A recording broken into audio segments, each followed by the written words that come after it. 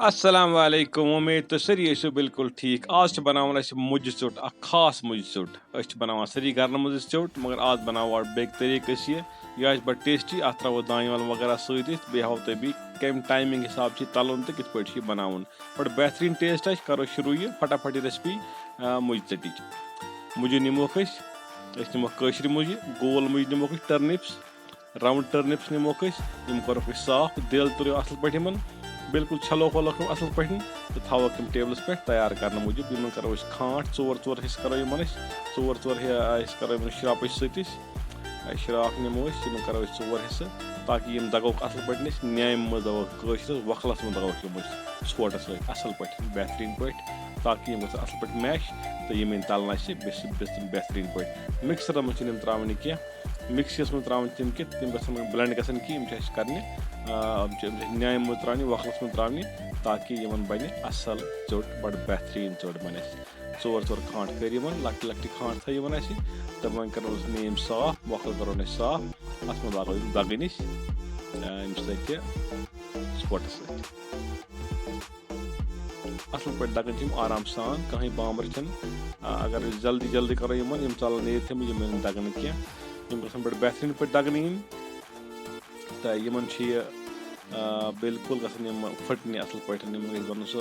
मान तो कोश हूँ गन तो पे आब रोजान आब सा मज टर्निपस मुझ आब मज यह आब चिरन असल पे बिल्कुल ड्रेन आउट कर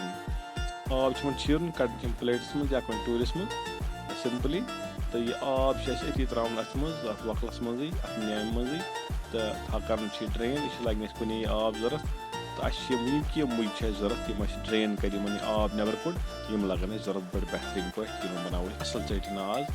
बड़ मुश्कदार चटना तो यह बड़ मजा लगे खानस चाहे चट सत खमो चाहे सह बतस सत खमो चोट चटिक बड़ आशिक कशर मान चट खान वंदस मे अक्सर चट खान तो यह बनाव बड़ बेहतरीन चोट नमो पैन तव नमो त्रो तील कशर तील गो त्रो रोन फल ताकि अत ग फ्लेवर असल पान मज गस पे लगाव मुझ चीर थाई त्रोस मज तो दिमो खलन खलन असल पे तो मुझ तील चवान यीस काल नी तील थोड़ा यल त्राय तील गज मज रोज मुझन कह तील गन थोड़ा यल त्रावन यम तो तम पे करो अत थोड़ा दान वल ऐड बे करोस मर्चवांगन ऐड कि नील गो त्रोस मर्चवांगन नील लकट लकट पीत कर करो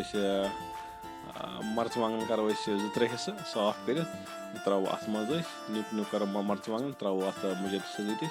तो दिमो अत खलन खलन सत तो अत थो फ्लेम थो कम हीट थो ज्यादा कह तो बे तवस मर्चवांगन चमचना बे त्रो दान वल हना मन सत तो करो सर्व यह बाउल मज फटाफट गरम गरम बड़ जबरदस्त टेक्सचर अत मज तुम करो यकीन कूत बेहतरीन मज तुम करो गर जरूर अक टेस्ट यह मुझ चोट यह बड़ बेहतरीन यूनिक रेसिपी पे करो थोड़ा बहुत बे गार्निश करो विद coriander